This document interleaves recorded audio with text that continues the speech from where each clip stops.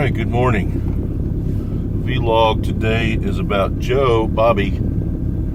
I want to say Fallen Angel Fitness. I don't always keep up with all that as much as I do just what the person is doing. So I'm leaving for work. Anyway, Joe competed over the weekend, went 8 for 9, and I don't recall all of her lifts, but I want to say the bench press for PRs, and of course got her first competitive total. Now, in the big scheme of things, what does that mean? Well, I hope Joe doesn't mind me sharing this, and I certainly didn't ask her, so I'm going to ask for forgiveness more so than ask for permission. A couple of times she has messaged me about, weight gain and then comparison. And so this is a couple things that I wanted to address.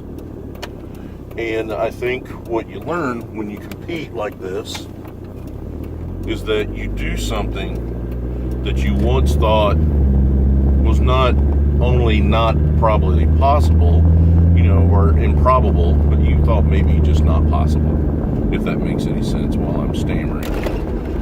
The big thing is that you started doing workouts with a video, and then you went to bodybuilding.com and you watched and you learned and you read and you studied, and then you hired a coach. And it goes to show you that a partnership with a coach and an athlete, and that's what you are as an athlete. Okay, are you an Olympian? No. Are you a world champion? No. But what is relevant is that you are working hard at something, and you have revealed that there is more than you once thought. That is the name of the game. Whether you're a world champion, an Olympian, the club champion, whatever the case may be, is we want to peel back the layers and reveal what's there. And so in this case, and in many cases, what does that mean? Like we're peeling back the layers of an onion, so to speak. And what that means, in so many words, is so many times fear. I mean, we're afraid, especially as we get older, we're afraid to try new things. I'll tell you something I love to do, and I am terrible at it, and that is play disc or frisbee golf. I don't know how many times my son and I have played. We've not played in a while, in a few years. But he generally just beats the brakes right off of me. But I enjoy playing. Now, I get frustrated when I play poorly, like when I'm just not even close. But I just like to play. And so there's something empowering and enjoyable about that. But like with your powerlifting, and I mentioned the disc golf because it's like, don't be afraid to try new things. Stay open-minded. And that's how you overcome fear. And look at how nervous you were. You even said in your log, that nerves have gotten the better of you. How many others, that lift on our team, or just that we read about in general, how dominating fear can be. So, like we talked about, there's a choice that you have to make when you're nervous. I can't even tell you how many times I've competed. No idea. But I will always tell you that I am always nervous. It's just part of the game. And at that moment, you've got to make a choice. Is this nervousness going to have a negative effect on me, or will I embrace it and use it as energy and give me drive to do what I do? You trained hard. You did all the lifting. You got up. You trained. You made it happen. So you get on the platform and you reveal what it is that you've been working on. The other thing is your body awareness and your self-awareness and what your image is. And clearly, you're a strong person, much stronger than you used to be. So, do you look like a fitness model? Well, no, but that's not the goal. The goal is I want to be in shape and I want to be as strong as I can possibly be. So and just to give you for instance, Melissa, when Melissa and I met, this was before we dated or anything like that, we would talk about training, and she asked me, if I was your lifter, what would you have me do? And when she and I met and started chatting, she weighed between 155, maybe 158 pounds. And at 5'9", 5'10", and as long as she is, if you've ever watched any of her videos, she is long everywhere. Long arms, long legs, long torso, long neck. Everything is long. So to be a power lifter, and she also wanted to do Olympic lifting, just not enough body weight. But she was so concerned about how she would look that she couldn't get past it. And she was even having someone help her with a food plan. She asked me what I would do, and I said I would want you to weigh between 175 and 180 pounds, and then mature into that weight class, and then make a slow cut to the 165s where you want to be to hit your big total. She wants to open a league. Now, fast forward a little over 4 years, 4.5 years, I guess, and she's been upwards of 180 pounds and has hit PRs and has done really well, but she had to overcome that body image. You should see her now. Now, there's times where she carries a few more pounds in the midsection, but that's the price you pay.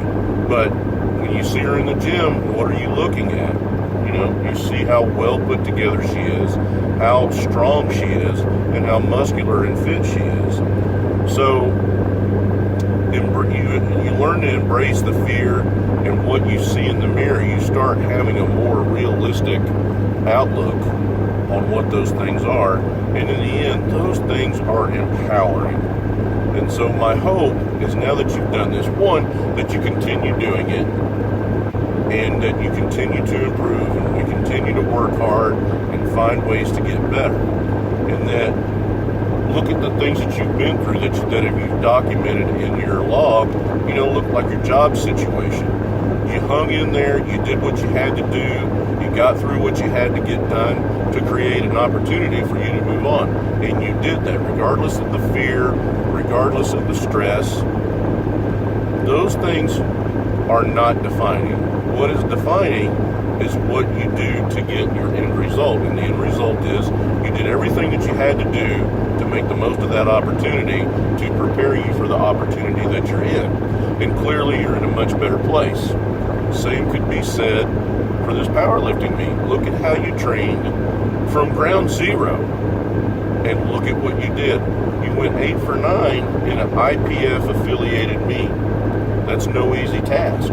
And you hit personal best on top of it in your first meet. And you had a great time, and it was very eye-opening, and I hope more a very positive and empowering experience. So you don't have to squat 1,000 pounds or be the next world champion or whatever the case may be to be your best. And that's what I hope that you take from what we do, is that let's just do our very best, and we'll just see what happens. Who knows where it can lead, and the things that you learn in the gym and the platform and those things, where those things can bleed through and be parts of other facets of your life. So hopefully you take that from what we've accomplished and what you've done, and other people see what you've done, and it encourages them. What happens if you just try? What happens if you just take that plunge and just try? Well, now you see. So, congratulations. You've got your workouts for this week, and we'll get started next week. And we'll talk this week about things that we need to work on. I know squat is one of them, but that's why we train. If this were easy, one, I wouldn't have a job, and then two, if you did consult me, it'd be like, hey, I thought I'd do a powerlifting meet this weekend. What should I do? We would just occasionally do it. This is really hard, and I will repeat myself. I love strength, and here's why. It is, at the premise of strength is one of the simplest things on the planet, but it is really, really hard, and you have to be consistent. You must be present to win, and you have to be steady. And that's why I've always said be the tortoise, because this is not a race. It is a marathon, and it becomes a way of life. Now, I'm not saying that you'll build a gym like I have done and all those things, but these things tend to mold your life into your approach not only to powerlifting, but everyday life. So I hope this has been a super positive experience again. Congratulations. And now you've reached your new point A, and it's time to get busy. All right. Peace out, girl. Well done.